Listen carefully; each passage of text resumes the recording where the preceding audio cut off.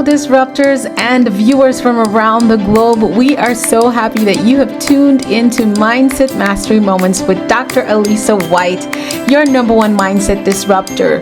You are tuned into a podcast that is a top 1% podcast where we aim to help you shift from limiting belief to success in your life, your business, relationships, and your career. Tune in as we help you unlock the mindset that is key to your success.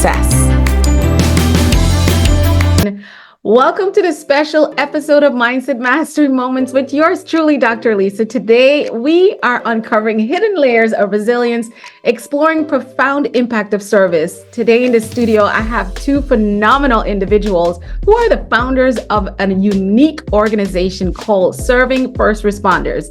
Let's get ready for an episode that will inspire, challenge, and ignite your spirit of resilience. I want to welcome to Mindset Mastery Moments my special guest and two of my great friends, Ty and Karen Doolittle. Come on up to the Mindset Mastery stage. We're so happy to have you. Oh, there you guys are. I'm so happy to have you all looking dazzly and smiley. I'm so happy to welcome you guys to this part of our collaboration, Mindset Mastery Moments. How are you all doing today? Wonderful. Excellent. If I was any better, they'd need two of me, and I'd name one of them Dr. Whyte. Oh, listen, guys, get ready for a fantastic episode. But before we dive in, I've got to tell you a little bit more about Ty and Karen Doolittle. They are a powerhouse couple with a passion for service and deep commitment to supporting first responders. Yes, I said first responders. Karen is an accomplished educator and advocate for first responders, while Ty's journey spans military service, law enforcement, and now he is coupled with his beautiful wife, Karen, they co-founded Serving First Responders. Together, they bring a wealth of experience and insights into the challenges and triumphs of those who dedicate their life to serving others. And so they are in this chapter of their life, turning around and serving those who served. Ty and Karen, again, a very special welcome to Mindset Mastery Moments. Why don't you guys go ahead and tell us your version of who you are?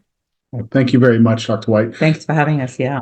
First, I want to say we really appreciate you allowing us to come on your platform and spread our message. I know that you have a great influence over a lot of people, and a lot of those people might not have ever heard about our story, whether it's our individual, but I'm talking about first responders and some of the challenges they face.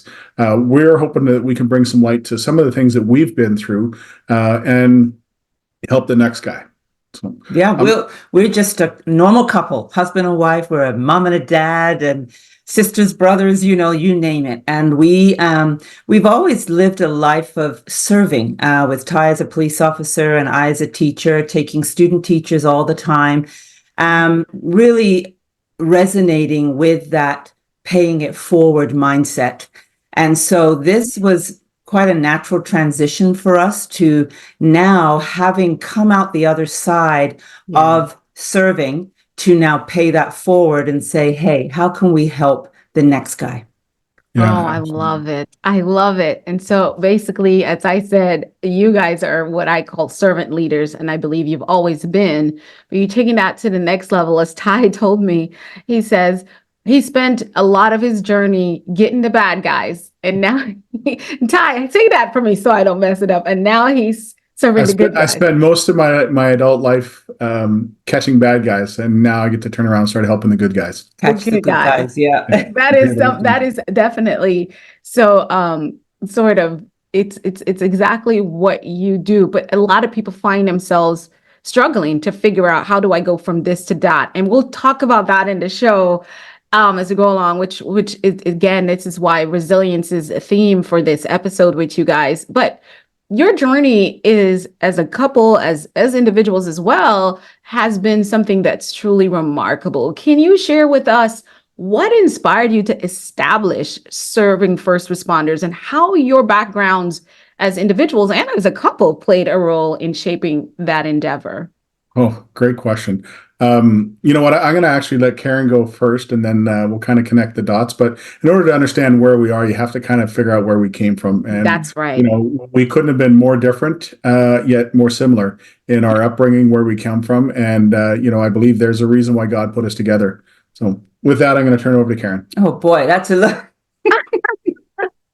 Well, I think for me, the bottom line is I understood Ty's need for support, you know, in the areas where maybe there was some struggle. And God bless him, he's been so open and willing to receive some mentorship, some coaching, just some guidance from others who have gone before him as well. And we understand the importance of that and leveraging that.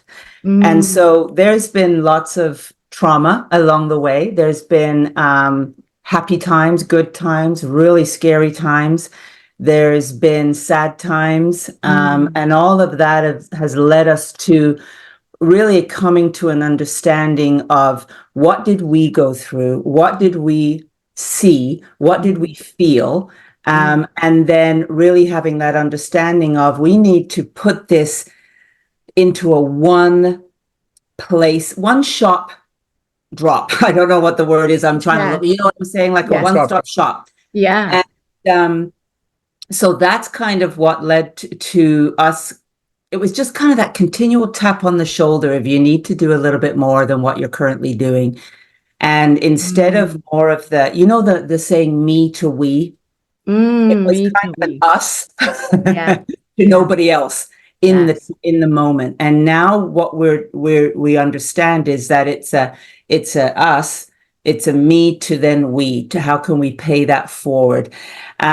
We've always had a good marriage. I love and respect Ty as a man, as a husband, as a father. And I think that has undergirded everything for us in terms of how we've supported each other and how more so I can support him. I know that he wants from me when he's sort of, you know, feeling down or not kind of running at full capacity. That's where I need to pick up and kind of hold up a little bit more of the weight. And he does that for me as well. But where this all started in a journey just was a kind of a moment of, I'll let Ty share that because it really is inspired by Ty and Ty's want. And then I kind of came alongside and said, let's do it, babe. You know, I'm there with you. I understand your mission. I understand what's important for you. And let's just do it. Let's talk a little bit about before we met. That's I'm gonna let you go ahead, but she dropped so much in this sentiment. I should have been taking notes because I want to dive into that a little bit. But go ahead, Ty. I'm on fire already.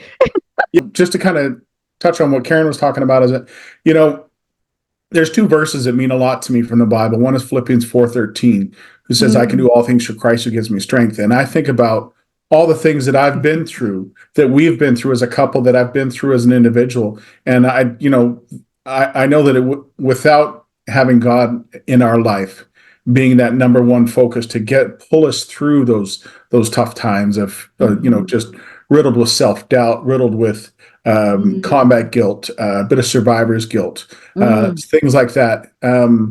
There's no way I could have made it through. But like when I was in the Marine Corps, I remember you'd finish your run, and if there were still people behind you, you turn around, you go and get them. And that's kind of how I feel this next verse helps out, is that Proverbs 27:17 says, as iron sharpens iron, so does one man sharpen another. And I believe, it's incumbent upon us to, those who have been through the fire, those who have leaned on that Philippians 4:13 message, you're not done. God doesn't want us to be reservoirs. We're to be rivers. We're to have his strength and his message flow through us. So, we'll get into the story about trauma and things that we've been through, but we made it through. We didn't make it through unscathed, but we made it through, and it's incumbent upon us to turn around and go back and help that next person. We didn't, I don't know if survive is the right word, but we didn't come through all of this just to come through it and stop. We came through this to turn around and go and find that next guy. that next couple, that next person that is hurting, that just needs somebody to say, "Hey, we got you. We're going to get you set up. We're going to get you set in the right place." And the troubles and the challenges that we face as a first responder family, it's not like, oh, you're just going to have post-traumatic stress or whatever. There's other things that come up that manifest, like when you're making that transition and leaving, whether it's fire or corrections or law enforcement. It's, well, what do I do now? How do I take that next step? Because I've always been, the alpha that goes out, conquers, comes home, goes out, conquers, comes home. And I always refer to it as, I've lived a mission-oriented life, purpose, mission, whatever you want to call it. But in the military, it's all about mission. You come out. I wasted very little time before I went into policing. Another mission-focused, mission-oriented. So we come out of the other end. Well, what's mission? Because a lot of people, it's different. Some people have a mission of, I'm never working for anybody again. I want to start my own cake baking company, and that's my mission. That's the mission. I want to take all the training that I've learned, and I want to start a career that's going to benefit us. So how do I make that next step? How do I take what I've done for the last 20, 30 years, fighting fires, keeping bad guys locked up, going out and catching bad guys, or even like dispatchers, I think, are the most unsung heroes of first responders. They're the lifeline for us on the road, and they have to sit in a sterile environment. How do they take that next step of helping that next person? And so these are some of the things that really challenge people, and it challenges not only like just on face value, but there's so many sub levels. How can I serve my family if I don't even know where to go to work? Where to go to work? How do I serve my family if I don't even know what my role is anymore? Because I was a gang cop for 20 years. Now I'm not. Well, who am I? Right. So that's our goal for serving first responders is to give people that mission or purpose. And we think that when you leave this industry in whatever capacity, it should be with anticipation, not anxiety. And so many people are riddled with anxiety. What do I do? Will my wife still love me? How am I going to be? How am I going to come up with those cool stories? And who am I?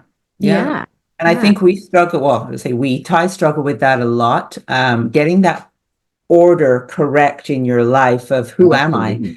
I'm a gang, like Ty will tell you, I'm a gang cop, I'm a dad, I'm a husband, I'm a follower of Christ, okay, why is everything in my life not working? Right. Because kind of your identity, his whole identity was, I'm a gang cop. I'm a gang cop, but had to figure out I'm more than flip it. Yeah. I had to flip it. When I realized that I'm a son of a king. Right. Before I'm anything else. Right. I'm a Christian first. And then I'm a husband, because if it's not right with mom and dad, how can it be right with the kids? Yeah. Come on now. Right? And then I'm a father. Yeah. And policing, I love policing. Don't get me wrong. It's provided some amazing things in our life, amazing stories, but it's not who I am anymore. It is a provider for our life. It's not what we do. It's how do we want to live. And policing allowed us to live certain ways. But once we got that figured out, and the policing was down the road, was down the list of priorities of who I am, things started falling into place. Yes. Oh my goodness. You guys have given us so much already.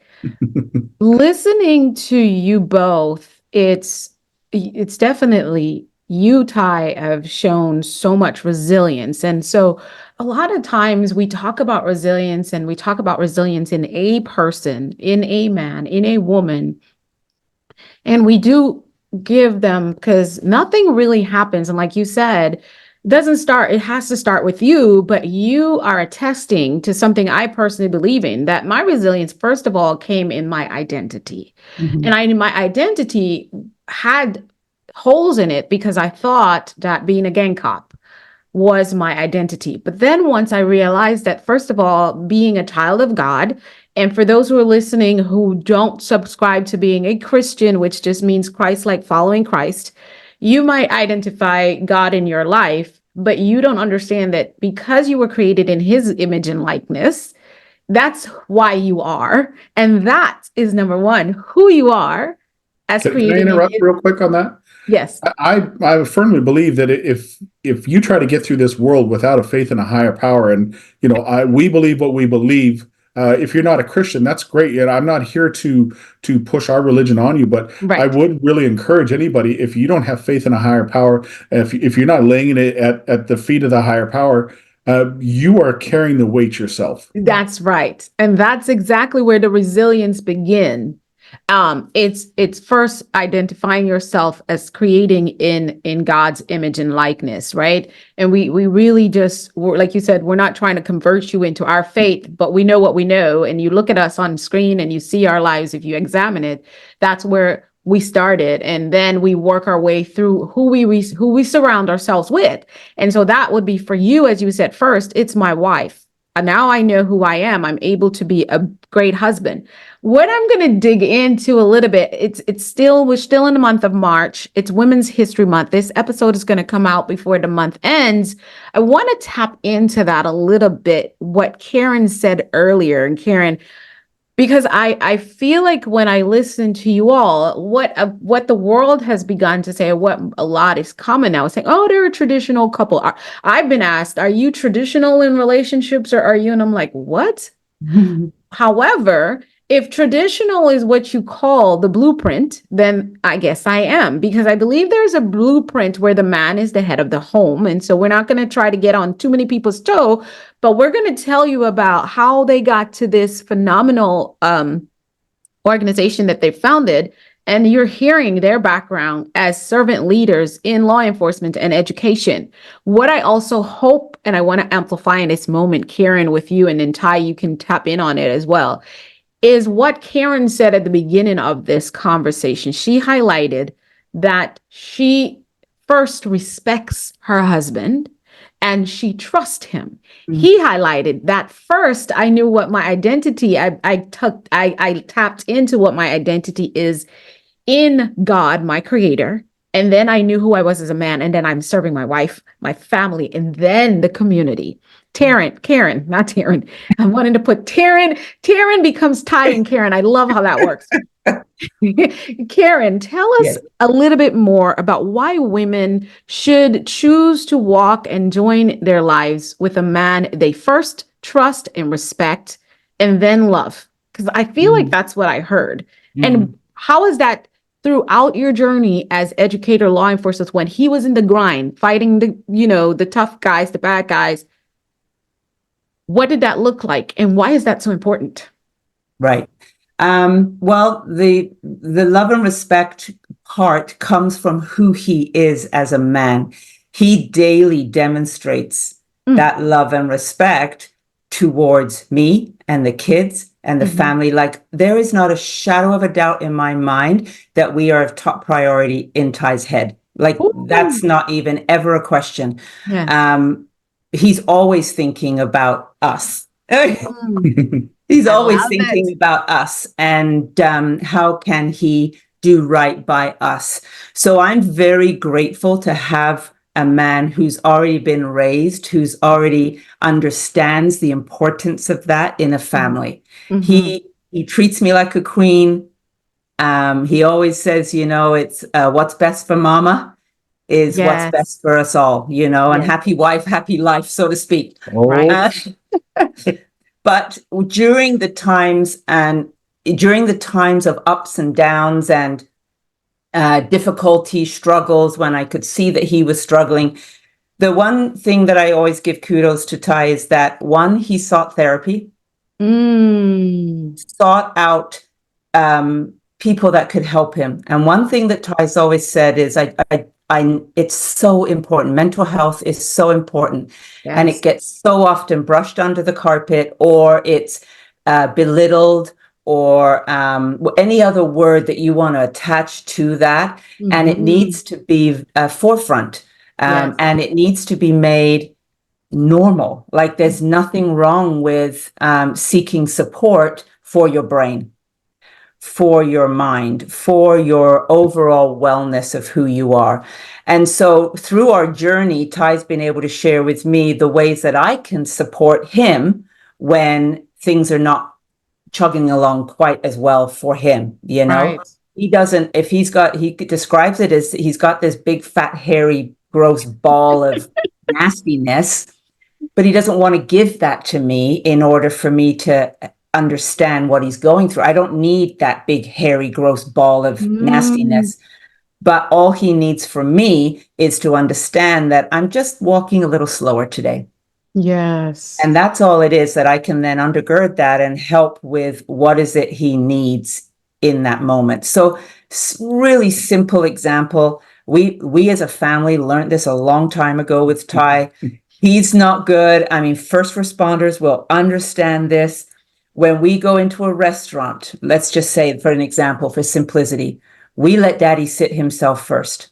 Yeah. Because he needs to be in a position where he can scan the room, he can see the exits, and that's really nothing major that Right. we've done, Right. but the overall effect for him is huge. Because if we just walk up and sit wherever we feel like we want to sit, it doesn't matter to me. I don't have that kind of trauma or whatever. Right. And I've just put onto him without really any understanding of stress, anxiety, because he's not sitting where he feels most comfortable. So a silly example like that of how we can support him, yes, makes a world of difference. And then the dinner goes nicely, like whatever, the conversation flows. Whereas if he's put in a situation where he feels he's not necessarily comfortable, in control kind of thing, it's quite different. Yes, it is. And so, wow, go ahead.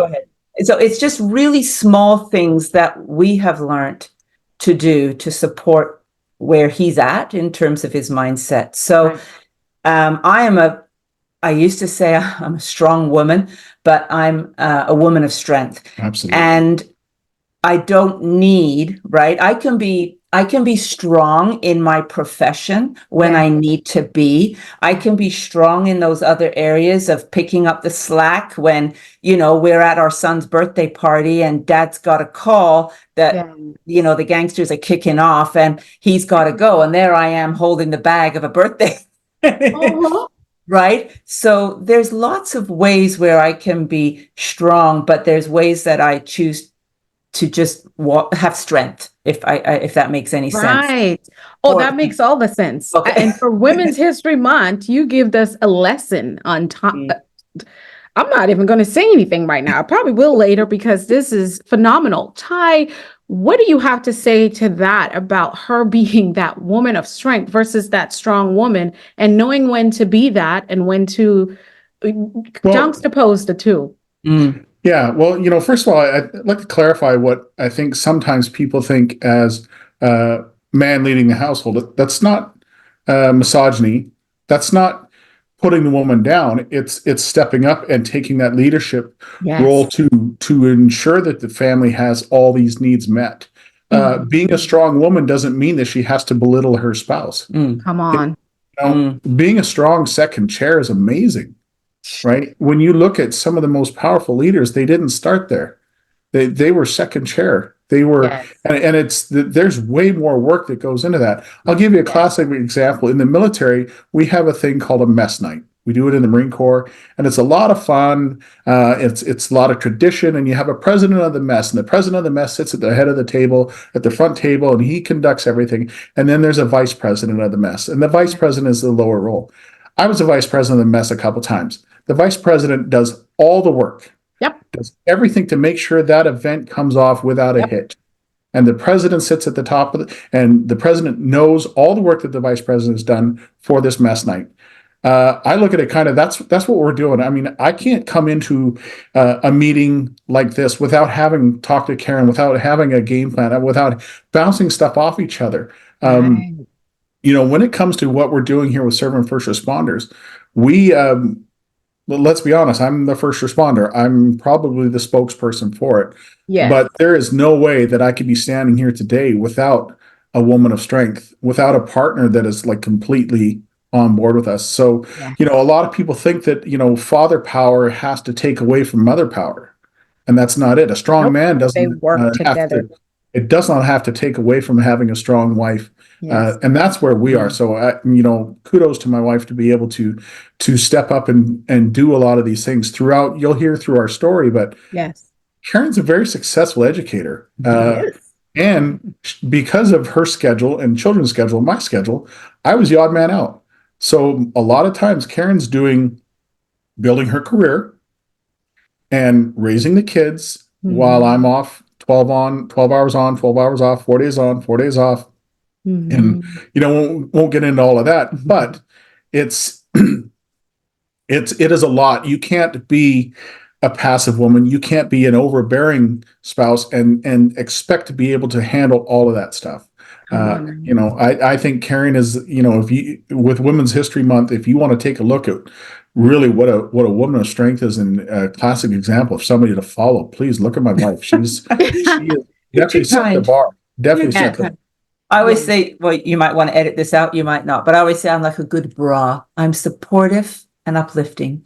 I don't edit much out. I only edit things that you don't want in there. So it's definitely going through.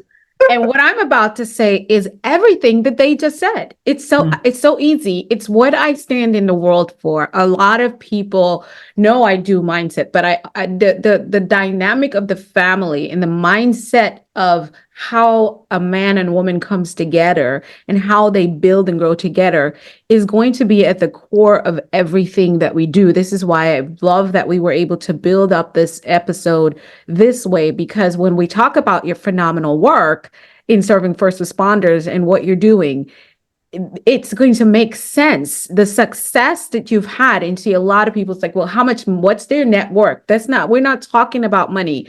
Success is sitting here after how many years of being together, going through serving the community, serving people, taking out, the nuances trashed. Ty took people off the street repeatedly for years that were, a threat to our safety in the community, wherever he lived. He served in the military. Karen built up her career serving and educating the next generation of leaders.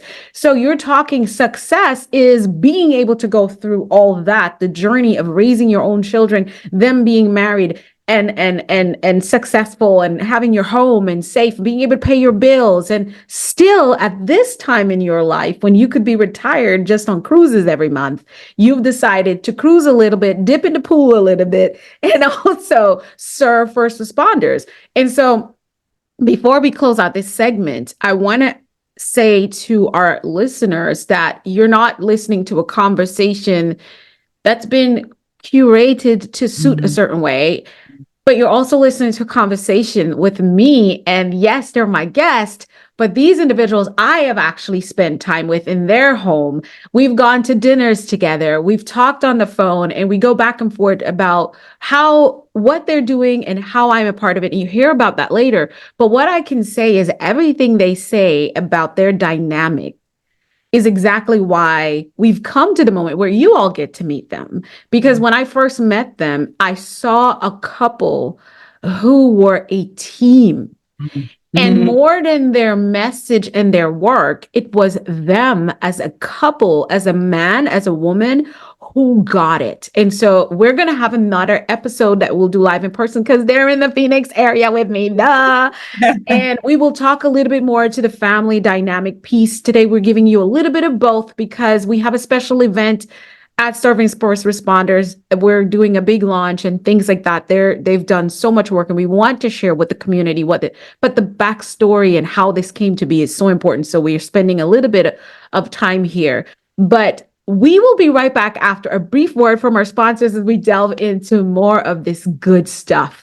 Get ready, guys. It's going to get even better. We are back with Ty and Karen Doolittle, my phenomenal friends who I feel are definitely role models to me that represent what I love to see in the world. And so they're probably not old enough to be my parents, but I look up to them that way. And well, some days I feel like it.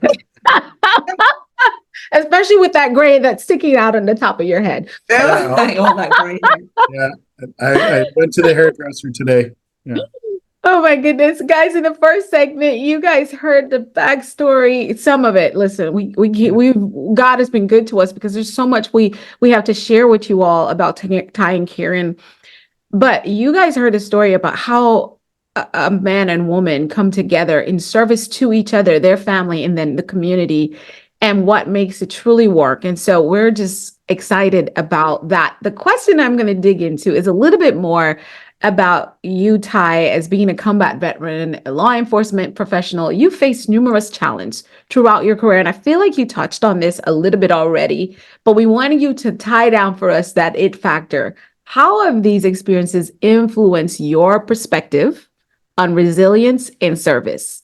We kind of got a little bit, but tell us how all that came together to get you into the space of resilience and service. Because now you're serving first responders to be resilient and go back into service in their purpose. What does that look? What was that trigger for you?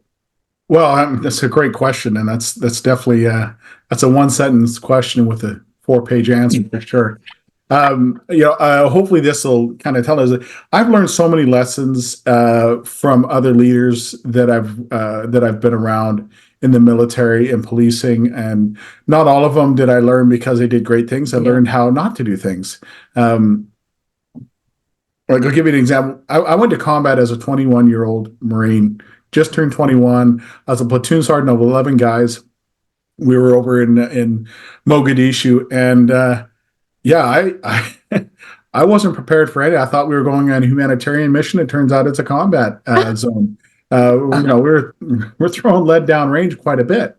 And I worked with a guy there named Mike Cahill. He was an old school Marine. He was tough as a $2 steak, and but just like what an amazing leader. He taught me some great things on how to look out for people, how to look out for your troops. Back then there was we come back from our daily missions or whatever, and if we were got in firefights, our debrief was, well, you can go talk to the chaplain or you can go get a bottle of whiskey from supply. And that was it. That was your debrief. And, it didn't really make a lot of sense. And then when I finally made it back home from Mogadishu, being in combat for 3 months, and just let me say that my time is just little. When I look at some of our vets that have been serving since I got out, I mean, they amaze me. Multiple combat tours, and home, so my heart goes out to them. But when I got back, it was, my debrief time was, if you're feeling all messed up in the head, then we'll send you to the psych ward. If not, you can go home on leave. That was it. And so I went from shooting people on Monday to dinner at my dad's on Friday. Oh my gosh. And so it was a big change. And there was no, hey, you might have some trouble, right? Yeah. You might have difficulty assimilating into things. Luckily, touch wood for me, I was able to get through a lot of those things. Some of those issues, it took 20 years, but I also realized that there had to be something better. I just didn't know how that was going to manifest. When we first got together and we were, first got married, it was, don't touch me while I'm sleeping because you never know how I'm going to wake up. Right. Lots of things. And Karen touched on dad picks where he sits first. One of our first dates, we're going to date ourselves. We went to see this movie called Titanic. I know a lot of people think it's a classic. That is my favorite movie. We went and saw it in the theater on the day after Christmas. So it was packed. And Karen had not really seen that stress manifest yet. Yeah. And she's like, come on, we got to get a good seat. And I was like, and I froze. I said, you just go get a seat. I'll come find you. And I moved to my back to the wall because it was a sea of people. And I had no confidence in being able to control what was going on. And it was, I wouldn't say it was a panic attack, but it was definitely, circle the wagons, bring things in close, get what you can control. And, I was able to move to a wall, saw everybody move past me and, okay, get control. And I went and I found her and we watched the movie. We've been dating for, I guess we've been dating for a year because it was the first time we took our parents out to kind of meet together. And so I had to have this panic attack in front of her parents and my folks and had to go like, ooh. So that's where we began from, to the point Yeah. where, as Karen says, dad sits first, right? Yeah. We know that, okay, big crowd, dad sits on the outside. He doesn't get in Right. the middle of a crowd. We went Right. to a celebration last night up here in Verrado, and Kool and the Gang was playing, and I mean, just big crowd of people. Luckily, we were on the outside of it. Not Right. totally removed, but on the outside, where the You first thing still I kept had looking room. for is, where's my escape routes? What if we got to get out of here? How are we getting out of here? Right. Right. Even to the point when we took a vehicle down there early in the day because we knew it was going to be packed and we didn't want to have to walk home. Karen parks to get good access to the event. I thought, no, we're not going to leave there because I want to park to get good egress from the event.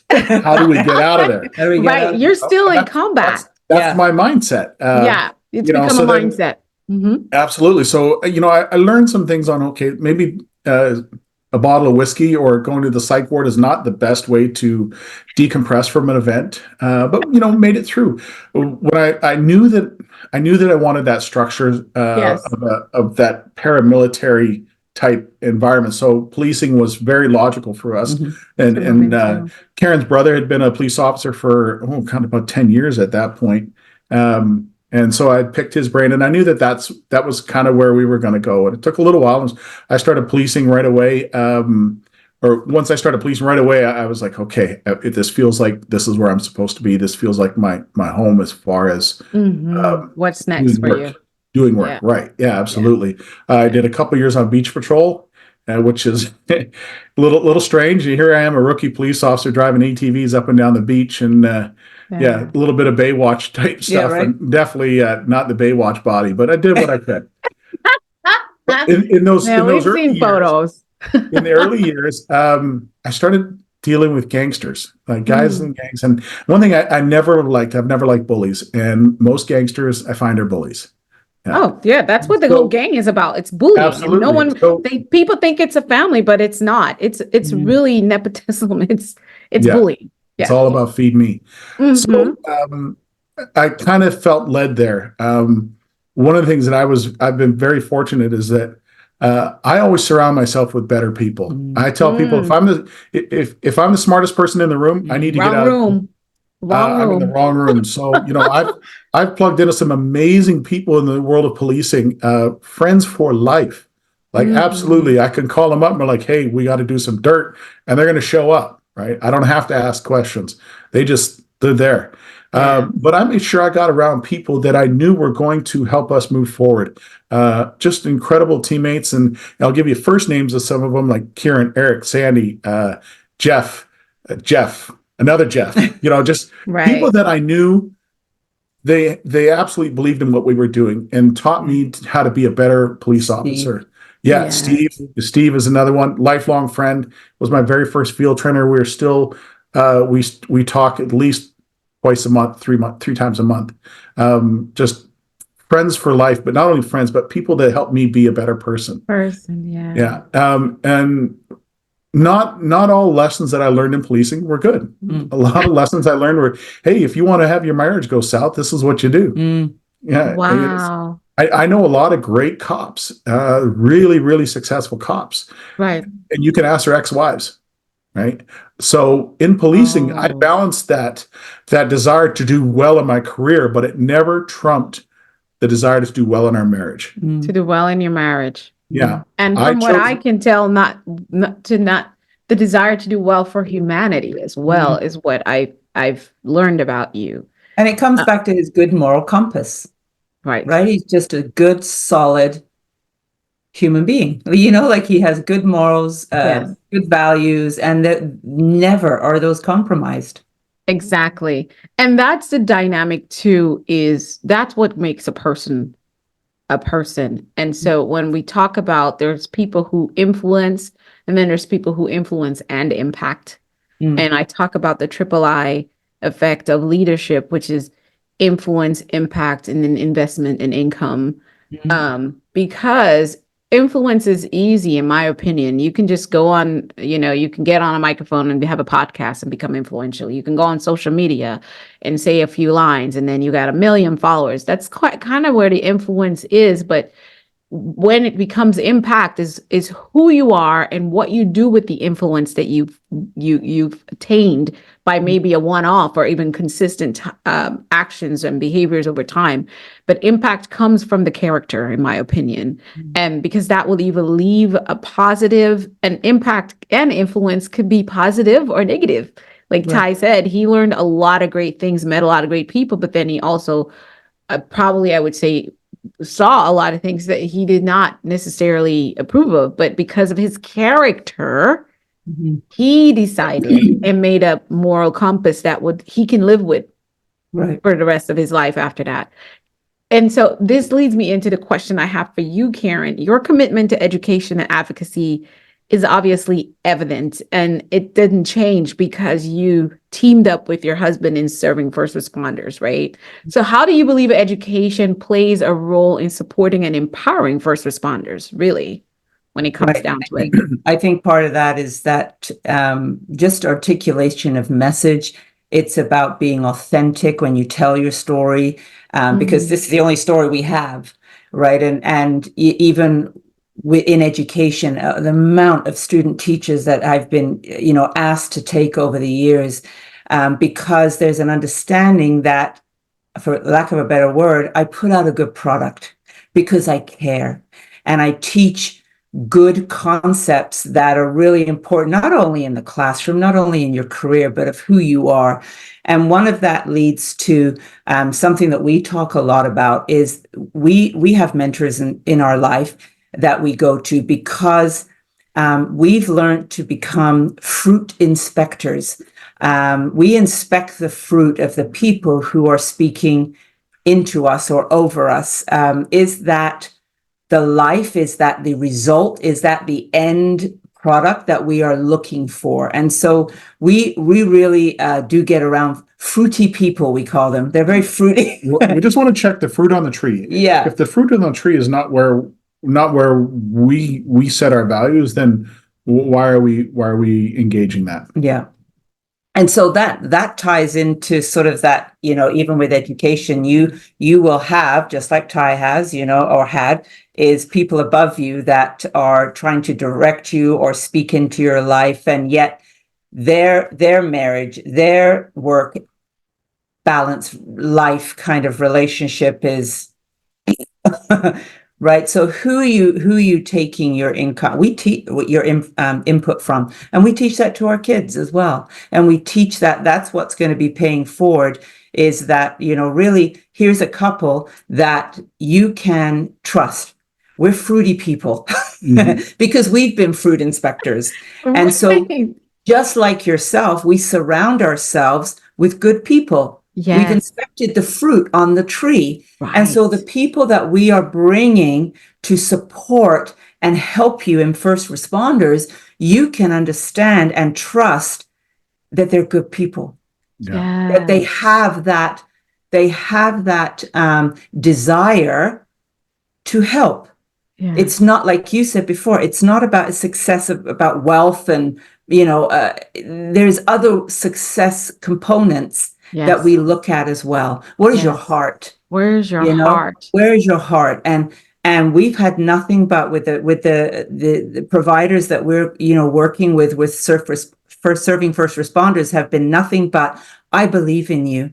Yeah. I believe in what you're trying to do to help other people that have served. Absolutely. And so it's really it's just good quality support that we've been able to sort of bring together, And part of it is, I think there's a phrase, a rising tide raises all ships. I've worked with some of those people we talked to. They've been through divorce, and hey, there's no judgment, because listen, it's not easy. No. My only regret in that is, could I have done something different and maybe help them get through this? I don't sit in judgment of anybody, that I've worked with. And the only thing I feel bad is that they have to go through the pain of what a divorce can bring. And, nobody goes into a marriage or a career saying, you know what, I want to work at this career for 10 years, right. Get my divorce out of the way. Nobody plans that. Nobody, yes. Right. Nobody. There are many days I didn't particularly like him. Yeah. But right. I loved him. Right. Oh, yeah. Right. So, we want to be able to be an example of, hey, they made it through. They made it Yes. through. And, I'll get into this, but there was a senior police officer that I worked with who was just, I mean, he's a legend, an absolute legend in policing. And when he retired, shortly after he retired, he got divorced. And this is a long time marriage. And I just think Right. that breaks my heart because this is the happiest time of our life. This is a time where we come together even more so. We're no longer going teaching and policing and going off in different directions. Yeah. We're coming together, and that's what we want. We don't want to hear another story about somebody's marriage not working out. We Right. don't want to hear another story of so and so took his life. Taking their life. I've been through that. I can't stand the sound of bagpipes anymore because I've been to too many funerals. Right. Sometimes, we hear about somebody, they took their life with their gun, and that's terrible and it's sad. And a really good friend of mine did that about 10 years ago, and just I still feel for him today. But another guy he was godlike to me in policing. He went through a very traumatic event early on in his career. He watched his mentor killed in the line of duty, had to step over and put the bad guy down. And this guy he was a legend in policing. And when he retired, it took him a couple of years, but he killed himself with a bottle.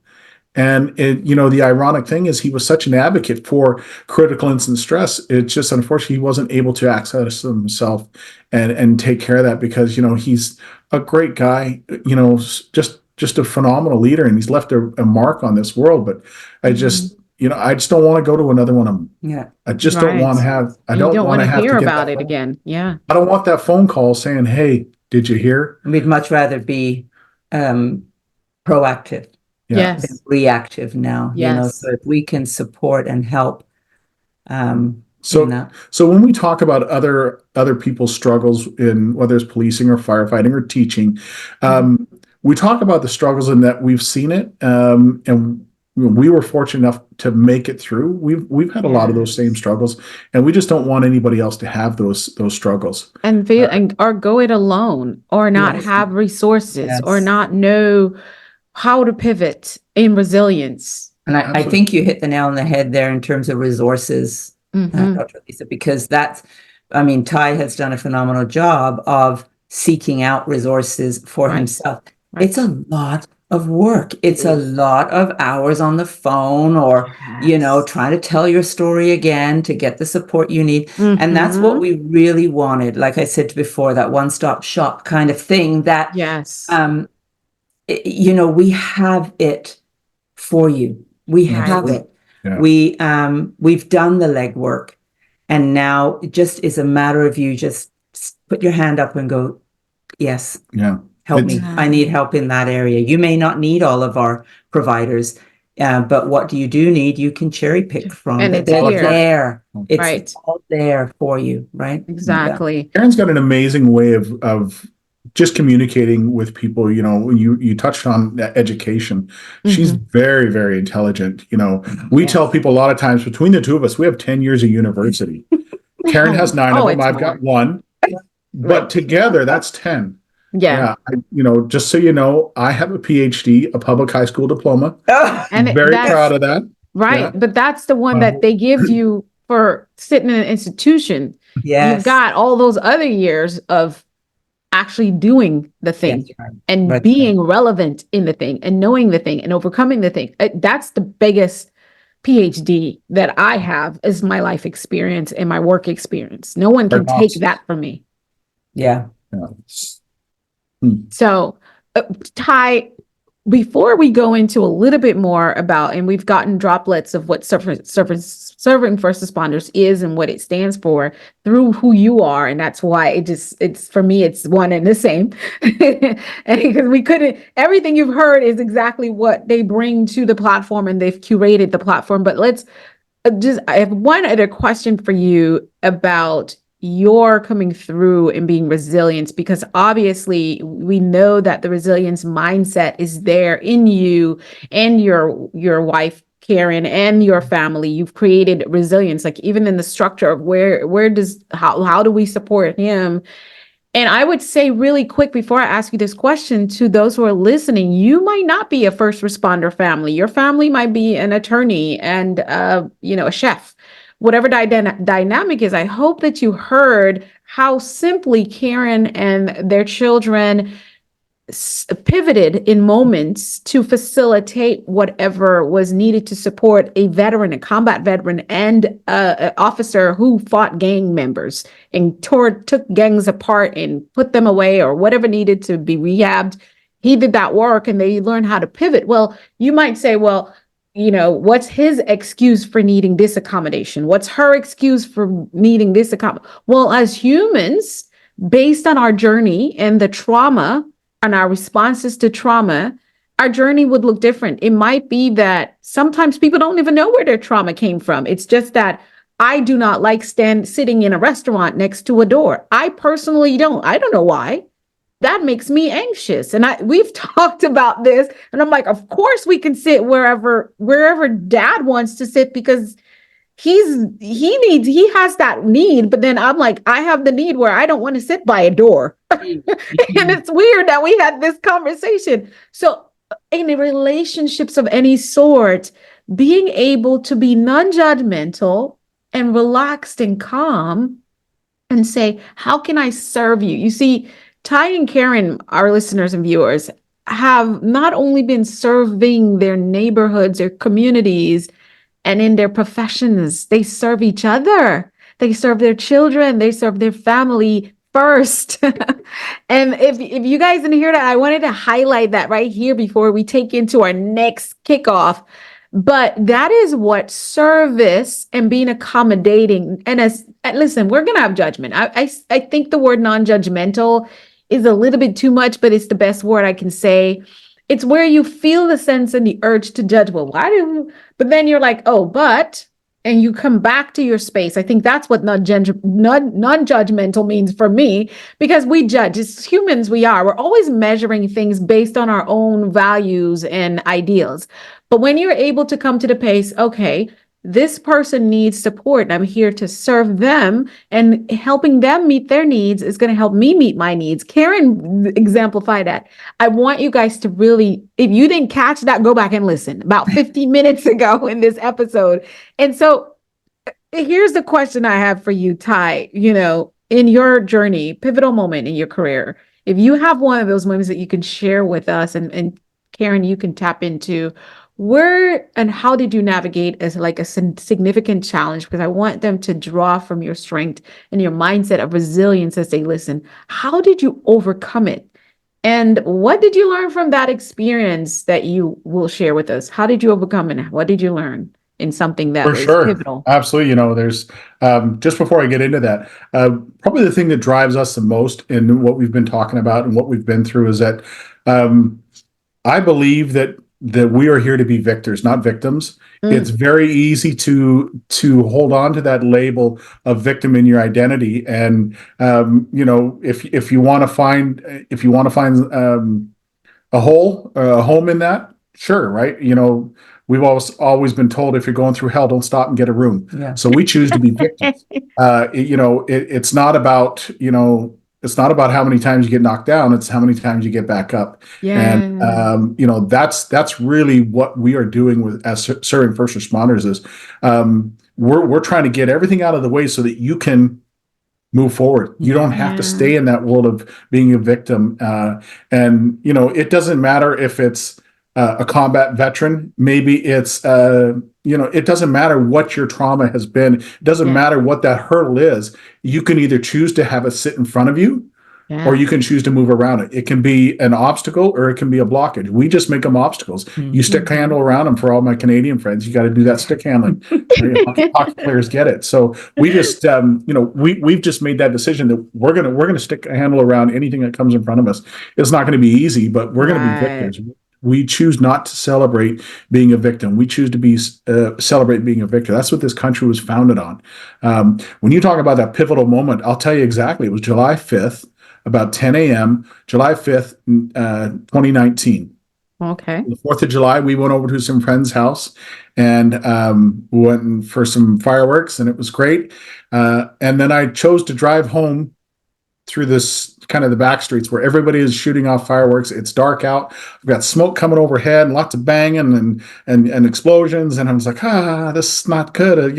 As a combat veteran, it's like, Then we make it home. The neighbor down the street, great people. They put on a massive fireworks show, but it was never ending. It went on and on and on and on. And I just, as long as I can see fireworks, I'm okay. Yeah.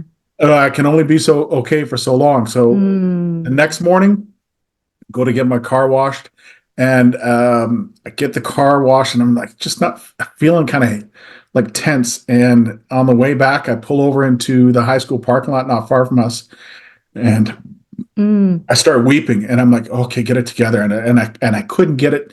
I couldn't bring it together. It felt like someone was standing on my chest, and it was just like, oh my goodness. And it was a combination of what was happening the night before. Our oldest son was getting ready to move to go off to university, and it just, everything started piling up, and I was like, oh man, but I have seen what happens when you choose to stay a victim.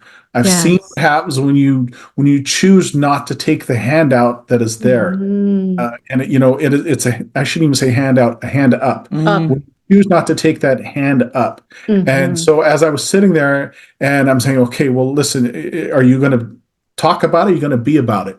And it was that time that I needed to be about it. I called the VA crisis line. I said, I'm in crisis. I'm having a tough go. I need to talk to somebody. Wow. And I needed to talk to somebody that was not going to sit across the table from me at Christmas.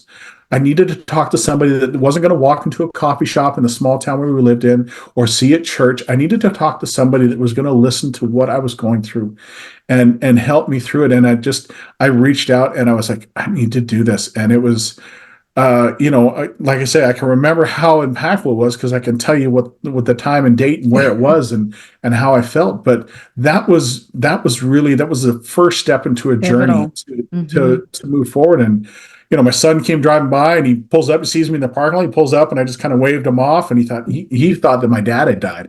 And I was like, no, I'm fine. And I get home and Karen's like, where you been? And I was like, well, this is kind of what just happened. And my son was like, well, then I won't go to school. I said, no, I mean, you're evicted. Sorry, you can't stay here. This is my journey to walk through. This is for us to deal with. Mom and I will deal with this. You're out of the nest now. You need to go and build your life. And so it was at that point where I really started moving forward, and I really plugged into putting it at God's feet. That was right about the time I got my priorities switched around. Yes. No longer a gang cop. Yes. Right. I was going to be a son of a king first. And, Dr. Annie, who, it took me a little bit to get the administration side of it done. Yeah. And they said, okay, we got you an appointment at this clinic. And I went in and I said, hey, my name is Ty Doolittle. I'm a veteran. I'm supposed to come. And they're like, well, we don't have your name here.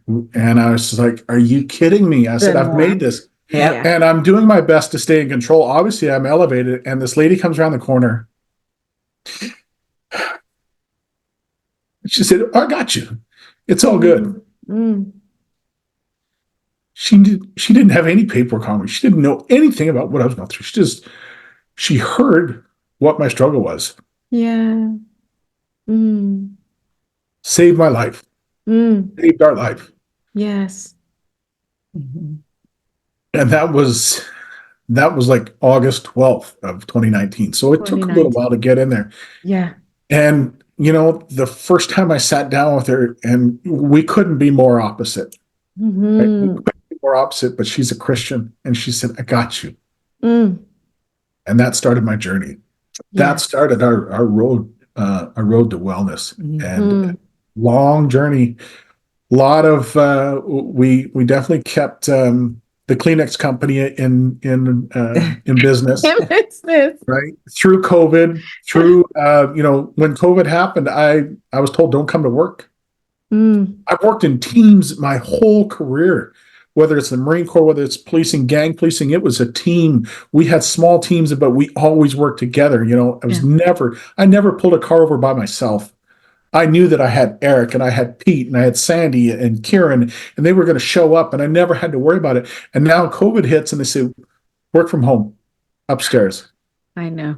And it was, okay, this is, how am I going to get through this crisis? A year and a half of working from home, year and a half of going from being gang actively enforcement, kicking doors down. kicking indoors and pulling over cars and walking bars and doing all those things, to all of a sudden now I'm calling Mrs. Smith saying, hey, yeah, your barking dog complaint, we're not going to be able to send anybody until tomorrow. Is that going to be okay? And not to belittle that work, but it was No, but that was not what your assignment was. it was a massive change. And this Yes. came also as a result of a lot of injuries that I've sustained, some on the job, some off the job. But, all these things kind of came together right at like this perfect crescendo. Our Yes. son moving out, changing my career focus, getting my priorities right, having a teenage daughter, going through teenage daughter stuff, and Stuff. all Right? these things. And then, okay, you're going to have to make all those changes. Oh, and by the way, do it from home. You can't leave your house. Oh gosh. And so all these things just started coming together, and Annie was there. Dr. Annie was there. She walked me through all the stuff. Sometimes we're meeting on Zoom for probably about 7-8 months. We met every 2 weeks on Zoom. Right. Great. It worked. And made it through. I was never able to return to full duty, to the point where actually I took a medical retirement, because of just the way Everything played where out. we were living in Washington State, and the injuries that I've sustained, it just kept getting worse, and I was getting migraines almost daily and throwing up and getting sick and all this other stuff. So when we got the tap on the shoulder and said, yeah, you know what, we're approving you for long-term disability, but basically a medical retirement, we had to make a change. And boy, full stop, we're making a change. Right. And so we, with the help of some mentors, we decided that we were going to make a move to Arizona for health reasons. And all these doors that were getting shut on me for the last 2-3 years were massive doors being opened up. We're going here. We're going here now. Yeah. And that it was so evident that we both were like, this is bizarre, because we've been, close, no. And then all of a sudden these green lights. Yes. And it's like, okay, this is where we're supposed to go. You were being guided. And so I'm going to pivot over to you, Karen, because he's having this massive experience, and everything is at this point in your family sort of revolving around him, which you guys are managing together. But it wasn't just him. It wasn't him standing, obviously, but he wasn't the only one experiencing. And so for our first responders, we're going to tap into this, like, what now? Okay, I can identify with that, because we want this recording to go the distance for our first responders as well. Especially this segment is for them. Tell us, as the wife of a first responder that's serving and experiencing this, what were your thoughts, your initial feelings, and then how did you have to pivot as an individual, then as his wife? What did that look like? So for the seeking of therapy, I was like all about it. Yep, 100%. That is awesome. During that time as well, he was having surgeries, and there's other stuff. Like he said, it was a crescendo of perfect storms. Yeah. Right. And so it was just like one punch in the gut after the next. It was a very challenging time. But I think for when he was having his, like, the medical side of it, it was just about being there, helping support whatever I could do. Right. But the mental health side of it, what I chose to do, especially when it was at Zoom at home, is I would choose to leave. Yes. So he can have his time. Yeah. So he can have full privacy in the upstairs office or wherever he was choosing to do it. And there was a time where he would go and he says, you know what, we've got people coming over, or the kids are here. I'm going to go and sit in the car. Yes. And do it. So just allowing whatever it was that he needed to work through. Fully present for his healing. And not always having to, I was very cognizant in my mind of not being, okay, what did you talk about today? What did you cover today? How are you feeling today? Because I was just kind of gauging off how he was managing and if he wanted to share. Probably my question more so was it a good session today? Something along those lines, but it wasn't pointed at what did you cover. And the key to that was communication. Absolutely. Yes. That was my had to communicate. Yeah. Yeah, Yes. that was my next part because it doesn't help anybody to shut down and it's tough. Like again, kudos to him for being willing to communicate that. But I was very just very aware of what I was asking. I don't Yes. want, he doesn't need to replay the nitty gritty. He doesn't want me to hear half the stuff that he's talking about anyway. And that was the Yeah. point that he kept bringing up was, it's somebody who I will never sit across the table from at a coffee shop or, or Christmas dinner. Yeah. That was their thing to work through. And there's a couple of times I got on the Zoom and, and just said hi because I'm forever grateful for her. To She's our her. angel, Yeah. that came in at the right time and was able to support. I don't know. I mean, I'm just kind of on the outsides doing the best I can. I don't know how Right. to support him mentally, in Right. terms of what he's. Right. So And you were supporting him mentally. I believe the flip side of what you just said is that you were supporting him mentally by not prying yeah, into what would be his person and his journey of healing. And right. and I hear you say that, and it's one of the most beautiful things I learned after I went through divorce, Mm. that I don't have to know everything. No. And I don't have to take responsibility for everything in my partner's life. Mm. I just have to be a safe place Right. and a support system of whatever they need. Not what I think I need to give them and not what I think I want to give them. And if it's about your partner, then it's about the prescription they write. And that's the one you follow.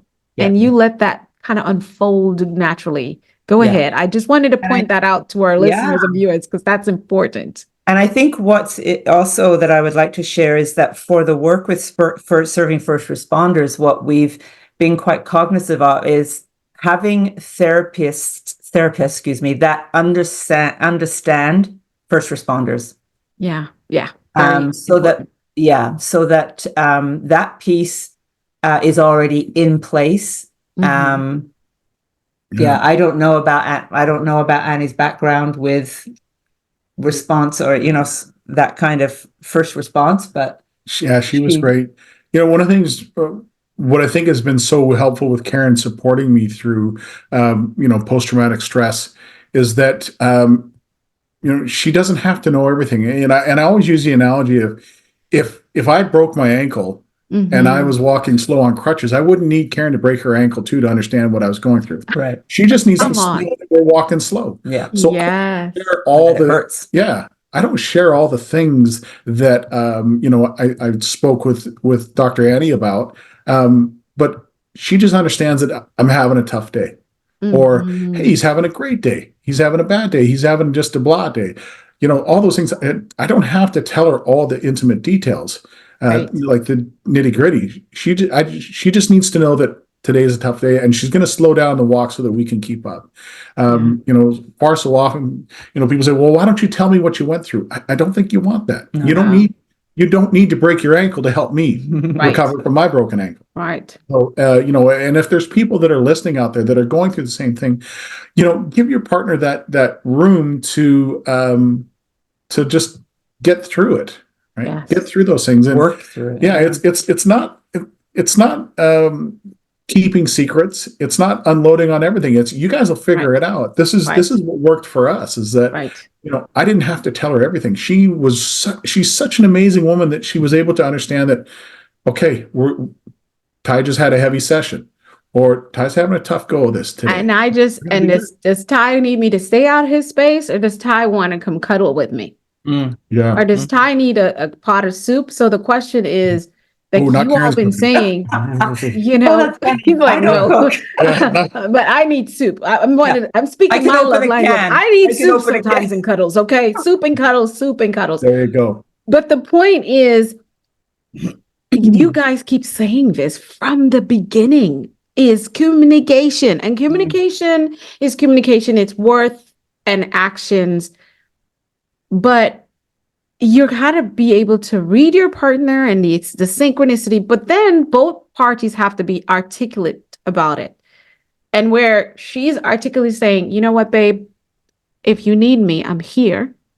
And you're able to say, babe, I need you to be over there. And babe, I need you to be here right now. And being able to say, no one can read your mind. It could be so confusing to understand what someone needs, even after you've been with them for 30 years, because this experience has not happened in the 30 years we've been together. This is now. This is crescendoing now. We've never had all these perfect storms at the same time. So I hope that everyone's hearing is the being able to be a good study of your partner, and also being able to allow them, and then also being able to communicate what on earth it is you need. And so I've watched you all sitting in your presence and listening to you, watching you conversate, share your passion. And it's always that synchronicity of just like, oh, but you let him speak anyway, be like, oh, don't say that, but There's plenty of times I have done that though. right. But you don't do it in public. So he doesn't feel humiliated. You know what I'm saying? So for me, I just hope that we're getting that. And so this is the point before we close out the segment where I just want you guys in your own words, tell us the mission and vision and what serving first responders is all about. Well, for me, it's what you guys embody, your whole message has been, but just tell us so we can tap in on that, and then we'll go to the next segment. For sure. Well, I'm just going to kind of put it into view, or into kind of a different picture. So most of my career, I did gang enforcement, and that's kicking in doors, that's pointing guns in people, that's doing movie stuff. I don't use the word stuff. Usually I use the other S word, but doing movie stuff. And it was great. It was a lot of fun, and I enjoyed it. I didn't always enjoy. And by the way, guys, he looked like he was on the set. You guys have to go to the website. You'll see this photo. It's behind them, but listen, looked, I'm like, oh my gosh, Papa, you look like it. It's all lighting. It's all lighting. It's all lighting. I got to do some really cool stuff, and I always put it down as I worked with a team that helped me. We all helped each other. We all had our roles, but man, we worked together as a finely tuned unit, and we were doing the stuff, kicking in doors and arresting people for homicides and taking down drug networks, and all that stuff was great. And then it's not. So how do I make that transition? I haven't written a resume since 2001, right? Before Indeed, before, LinkedIn, right? It was a piece of paper and hand it to somebody. Yeah. I love those days. Computers never looked at my resume. No. Right. And how do I take all those things that I did, and how do I take that persona and make that next step? So you look at a guy, and I'll just use me as an example, right?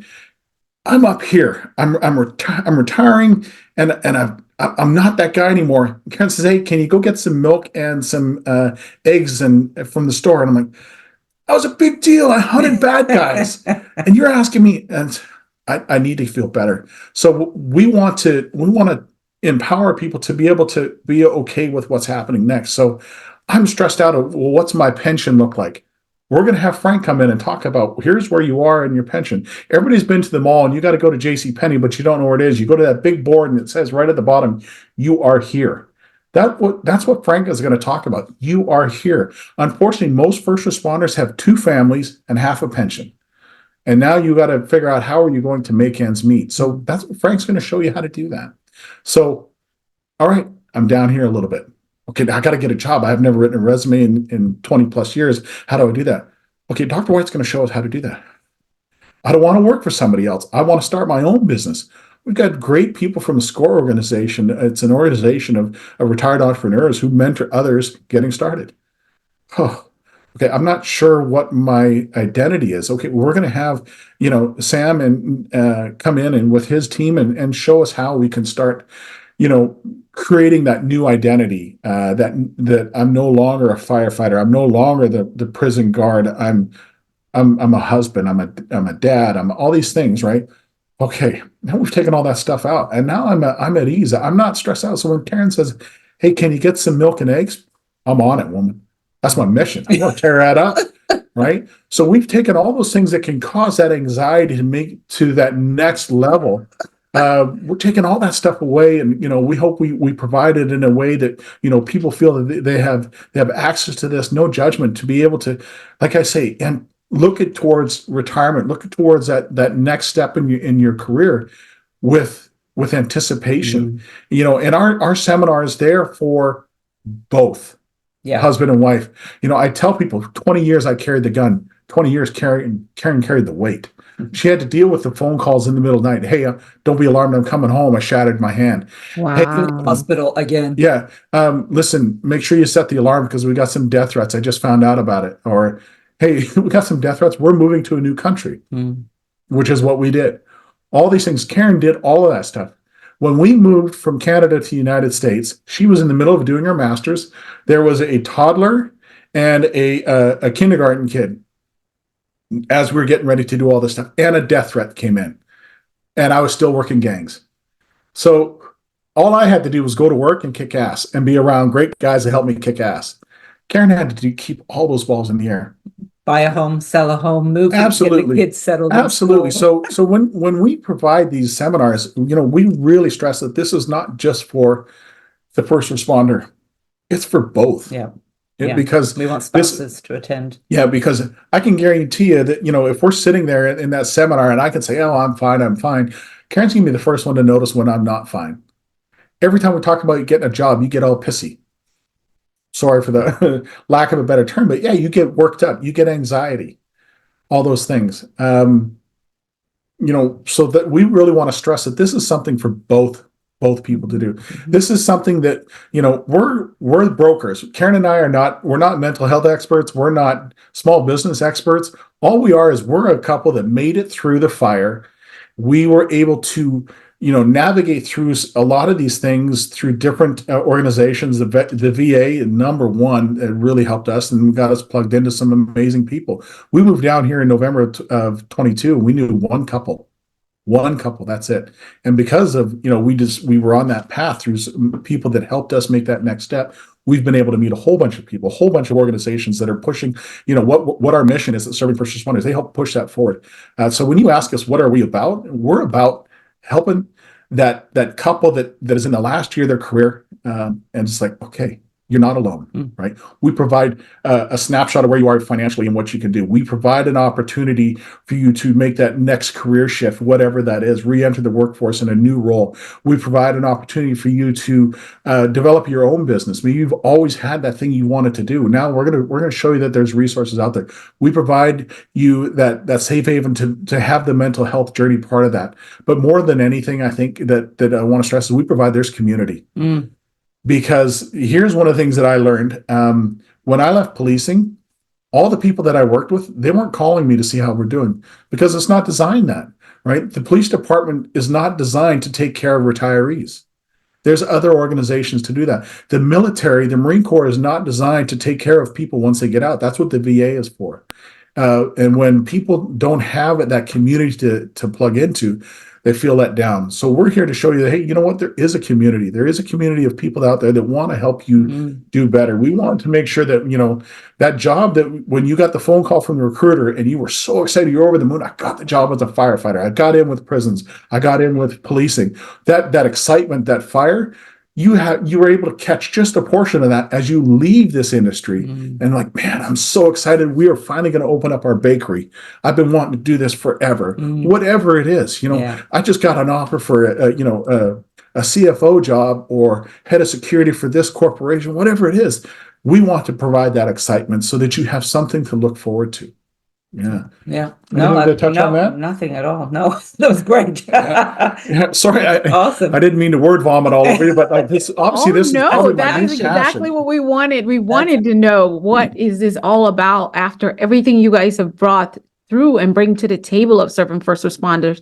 What is it really that people are going to get from it? And you broke it down so nice. And this is where I get to say I am blessed and honored to be a part of this mission and vision that they have created for first responders. A lot of people might be surprised, but in my journey as workforce, I have always been I've taken the extra mile in training on how to work with first responders and their transportation. Now, I'm not going to sit here and tell you guys I know everything, though, because I have not been a first responder. I've, like Karen, have been an educator from preschool all the way to college and university. So that's been my journey. And then specializing and training and working for the last 15 years or so in workforce development, learning the trends, but also being able to connect with humans where they're at, listening to them and allowing their true who they are, helping them charter where they want to go with based on who they are and what they're most passionate about now, because that changes over time for everyone. So I get to be one or the workforce development specialist that speaks with the first responders and coach and support their journey on what's next for them in the area of work and possibly business and entrepreneurship. So I'm honored to be a part of that. We will be right back after a word from our sponsors for Flip the Script. We're going to have some fun with Karen and Ty in our next segment. We'll be right back. Hello, everyone. We are back with our second to last segment. We have the fun option of playing Flip the Script. And so Ty and Karen and my friend in the back, what's his name? Koba. Hey, Kola. Come here. Say hello. Say hello to you. If you're listening, we have a beautiful dog named Kola on set today. We love having our pets. Where's my pet? I don't have one. Anyway, so let's play Flip the Script. This is where I get to ask you guys rapid fire questions. And some of them are hilarious and have nothing to do. Oh boy. Yeah, let's get that stress up there. So let's go for it. So, Ty, tell us one time in all your work of service and combat and military, what's one of the most embarrassing things that happened to you? And how did you pivot? Oh, there's a lot to choose from. A lot to choose from.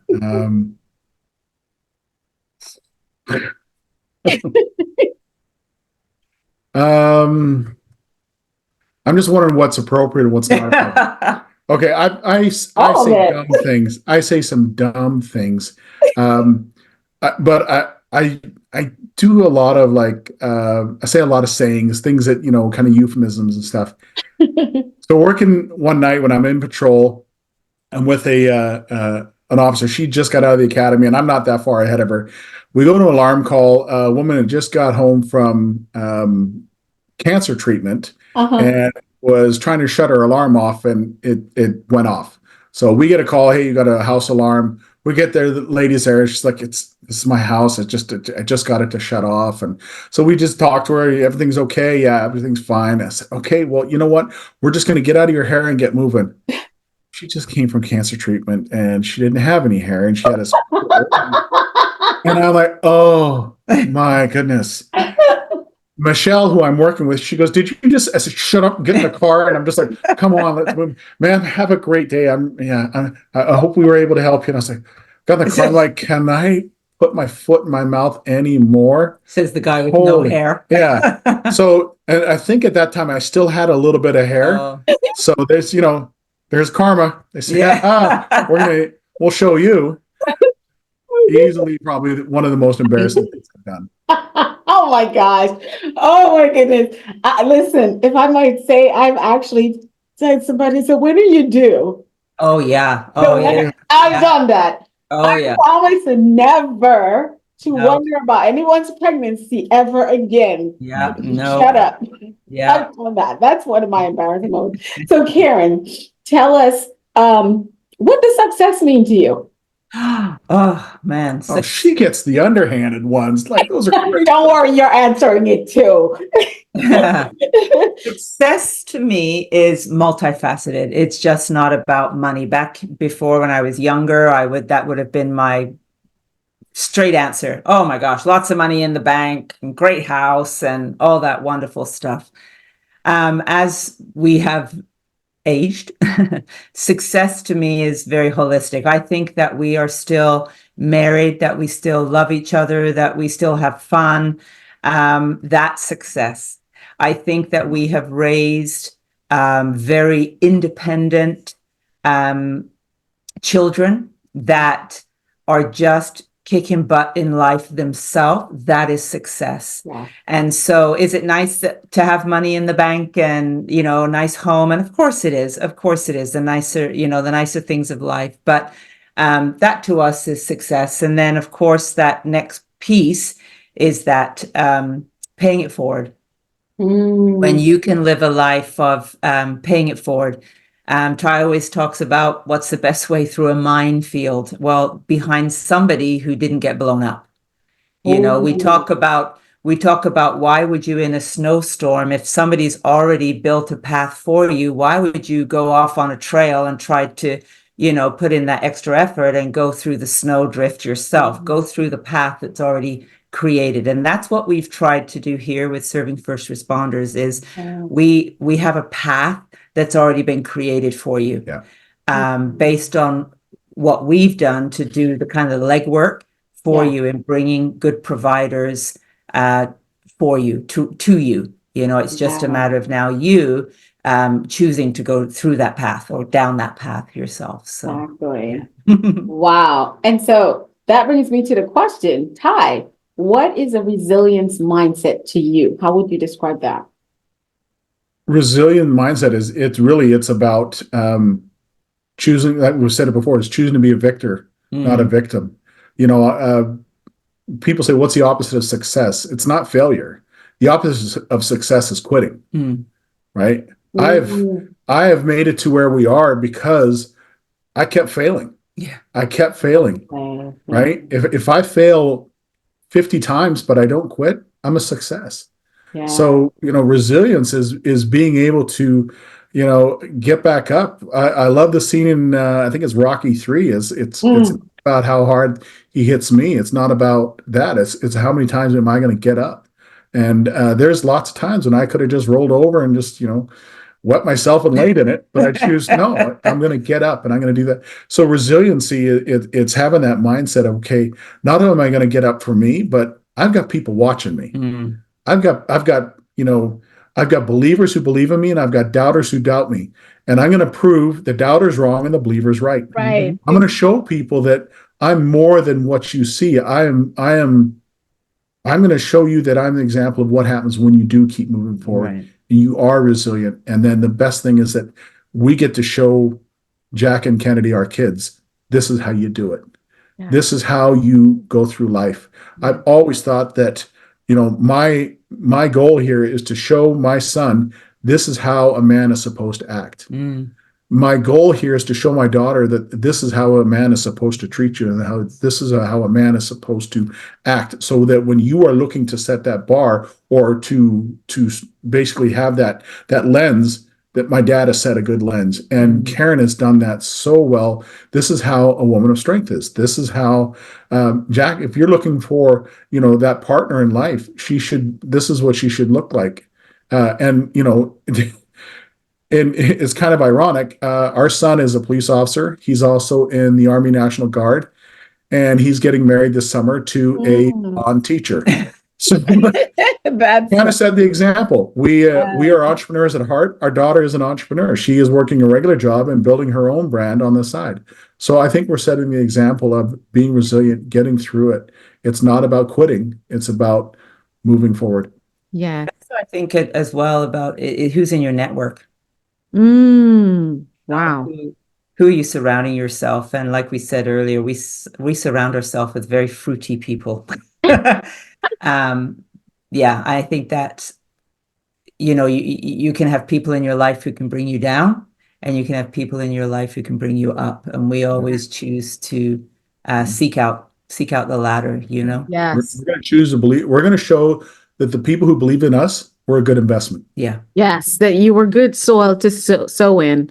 Yes. And I get to invest my time, which I believe is the biggest resource any of us humans have, is the resource of time. And I get to invest with you all and impact with you all. It's just like, I'm ecstatic. Like D-Day is coming, and we'll talk about that in just a few minutes. So one silly question I'm going to ask, as a couple, what is one thing that really aggravates you about each other, and how do you pivot with it? What Now, kind could of we mindset do you do get? one? I don't know. Would you like that alphabetically or numerically? Chronological, base it. Yeah. One thing. Oh, you go first. I'm not starting that one. He's not getting in trouble. He's like, I'm not getting in trouble. One thing. Sorry, repeat the question. One thing that's maybe aggravating or irritating that he does, that you have learned to pivot Oh, and still keep everything going regardless. I think the one thing that drives me nuts is sometimes Ty is very black and white. You have to be when in combat, you have to be when hunting murderers, gang members, it's either it's gonna happen, it's either this or that. And raising our children, and as an educator, I mean, when you step into a classroom, it doesn't matter what grade.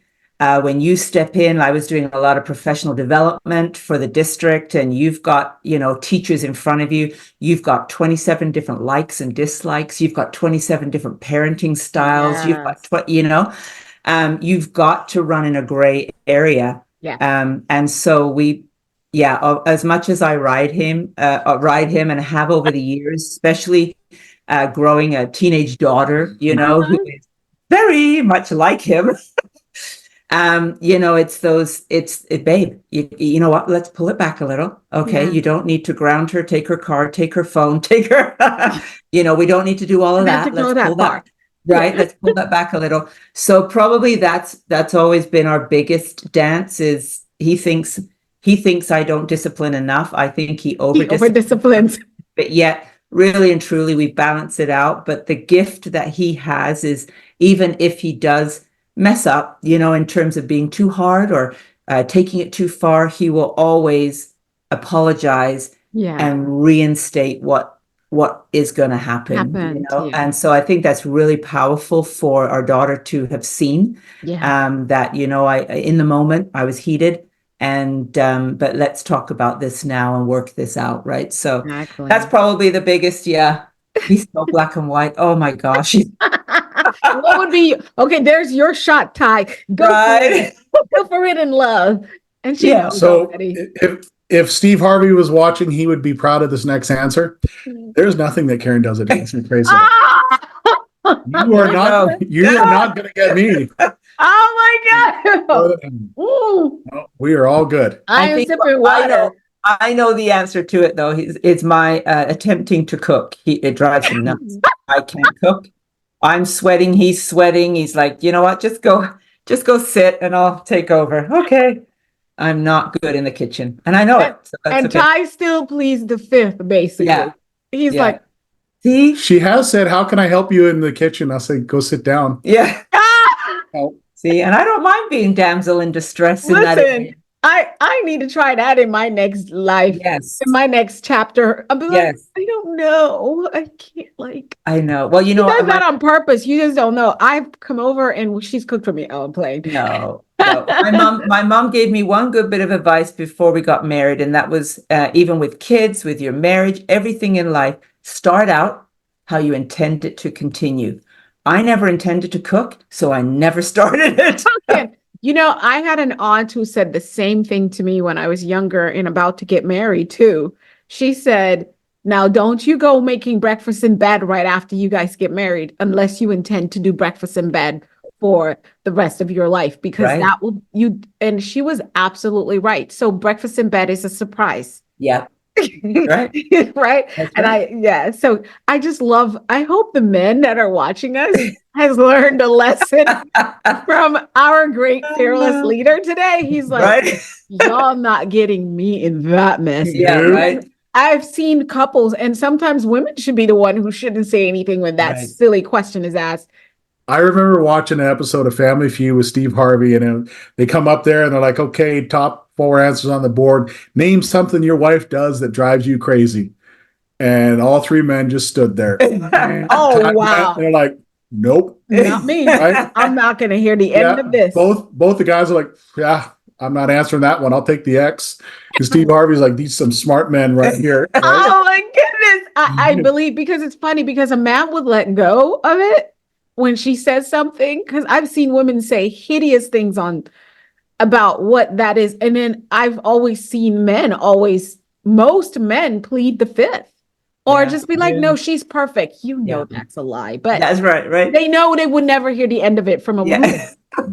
Remember that time? On Dr. White's show, you did that? Yeah. We're not doing that today. Nope. Awesome. Thank you guys for playing along with me. You guys made that so much fun. Now we get to the segment, where before we do that, I have to ask what is next for serving first responders? What mindset do you believe is necessary to achieve those goals that you have? Go ahead, Ben. What's next for us? Well, obviously we have our first seminar coming up, but we're not a one and done show. We're here in the Phoenix market. Right. Our goal is we're doing one a month right now. And our goal within 2-3 months is that we're going to be doing 2 a month, one in the East Valley, one in the West Valley. Within 6 months, we want to be doing 3 a month, one in the East Valley, one in the West Valley, one elsewhere in the state of Arizona. Whether it's up in Flagstaff, down in Tucson, Prescott, you name it. We want to make sure that this is the traveling road show. And then within a year and a half, 2 years, this is going to be going national. Right. Because what we talked about here today is not exclusive to Arizona. It's not exclusive to British Columbia. No. It's exclusive to our community, and we're everywhere. So our son has already expressed interest, saying, "Hey, Dad, like this needs to come to Washington State. We want to expand into Washington State. We want to expand into Nevada. We want this to go national." And for those who are listening internationally, if this peaks for you, please reach out. If you reach out, you're going to have Ty and Karen's info in the description as well. And we'll talk a little bit more how to connect with them in the end. But you can also reach out to me and I'll definitely connect you. If you're international and you're thinking about how do I get this going, that's also a possibility here because this podcast is all over the globe.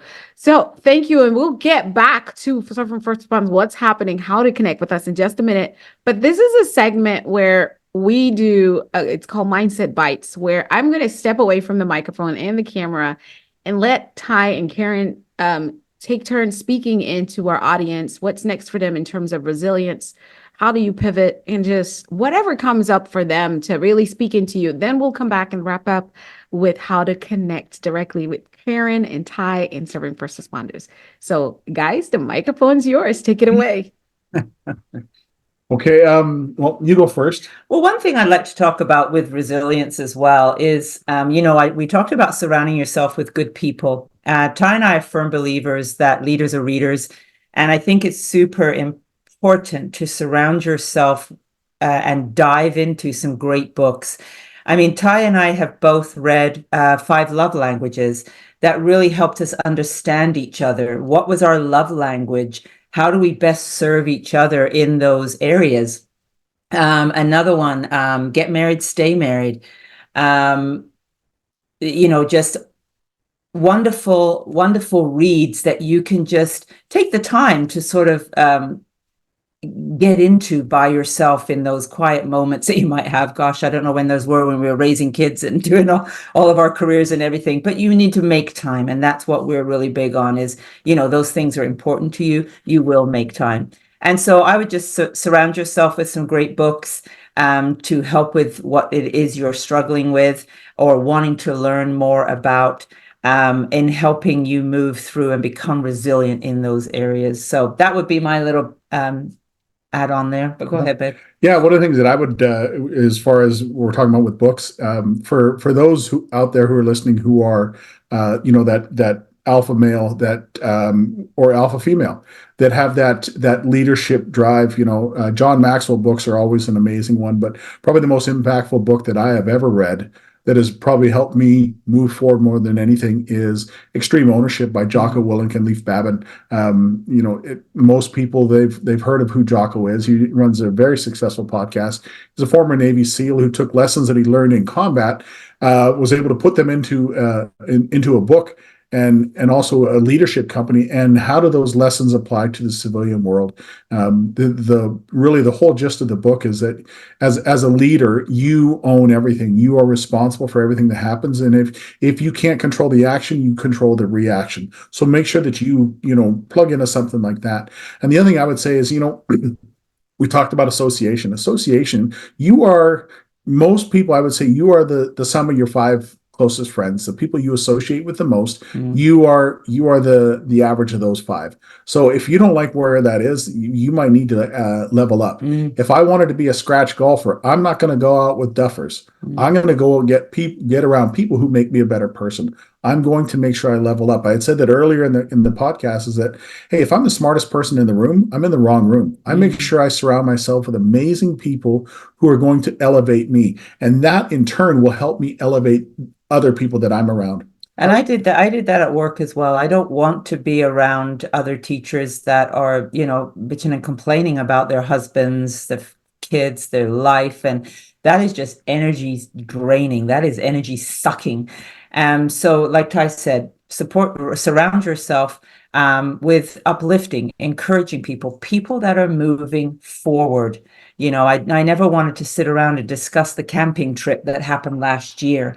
I always want to talk about forward thinking. And so I needed to get myself around people that were of that mindset. So that really helped with, because when you're going through life and things are happening on our journey through Ty's whole career and everything that happened there, and with my career and everything, it's draining enough. And to do that with other outside negativity going on at the same time is just adding to the level of stress that you're having in your life. And so, it's, like I said, surround yourself with people that are going to elevate you and speak into you and speak life into you, as if you're trying to get oxygen into a fire. You really want people that are going to walk that with you and do that with you, not bring you down, but bring you up. Right. So super important. It's not a matter of going through the world with rose-colored glasses and everything is great and horseshoes and rainbows, or unicorns and rainbows. But no, it's do you choose to stay in the negativity, or do you choose to power through it? I said earlier, if you're going through hell, don't stop and get a room. No. Power through it. So make sure you surround yourself with people who are going to move you forward. And that, your association doesn't have to be just physical people, right? It's, what are you listening to? Yeah. What are you putting in your mind? Your association could be reading Extreme Ownership, could be reading 5 Love Languages. What are you putting in to the brain box up here? Be purposeful with that. Yeah. Another great one is Love and Respect as well, if you haven't read that, in terms of just staying connected and in your marriage and supporting each other. So like Ty said, surrounding yourself, the 5 closest friends. I mean, if you hang around with smokers, chances are you smoke. If you hang around with people that like to dirt bike, chances are you dirt bike. It's no different. And I think as parents, we understand the power of association. We guard our kids' association. You're not going over to Susie's, she drops F-bombs, or you're not going over to Johnny's because his parents are never home.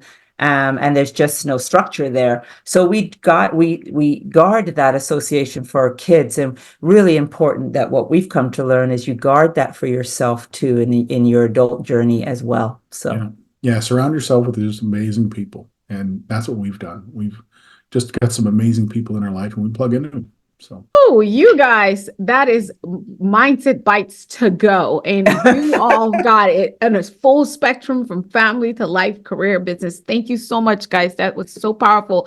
And this is the part where we come to the point where we want to know, as the audience and viewers listening and watching us, how do we stay connected with you all and serving first responders? Excellent. Well, I'm going to talk to 3 different groups of people here. The first one I'm going to talk to is the guy who's getting ready to retire, the girl who's getting ready to retire from a career in first responder, and their spouse. We would encourage you, go to our website. Mm-hmm. Our emails are on there. Just so you know, I'm not a web developer. I'm not a web designer. I put this through with a I'll say the company GoDaddy. They're helping us make it through, but know that on the website at the bottom, there's contact information.